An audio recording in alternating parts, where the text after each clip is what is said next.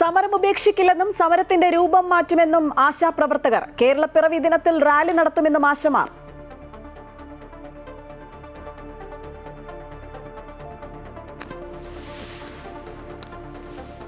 സംസ്ഥാനത്തെ SIR-ന് തുടക്കം. ആദ്യ എനുമറേഷൻ ഫോം ഗവർണർക്ക് നൽകി മുഖ്യ തെരഞ്ഞെടുപ്പ് ഓഫീസർ.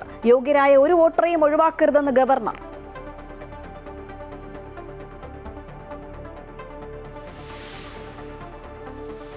ബീഹാർ തെരഞ്ഞെടുപ്പ് പ്രചരണത്തിനിടെ രാഹുൽ ഗാന്ധിക്കും തേജസ്വി യാദവിനുമെതിരെ രൂക്ഷ വിമർശനവുമായി പ്രധാനമന്ത്രി നരേന്ദ്രമോദി.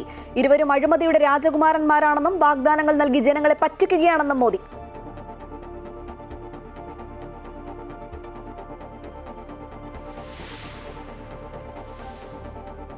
ഇന്ത്യയുടെ നിയന്ത്രണത്തിലുള്ള ഇറാനിലെ ചബഹാർ തുറമുഖത്തിന് അമേരിക്ക ഏർപ്പെടുത്തിയ ഉപരോധങ്ങൾക്ക് ഇളവ്. 6 മാസത്തേക്ക് ഉപരോധം നടപ്പാക്കില്ലെന്ന് അമേരിക്ക അറിയിച്ചതായി വിദേശകാര്യ മന്ത്രാലയം.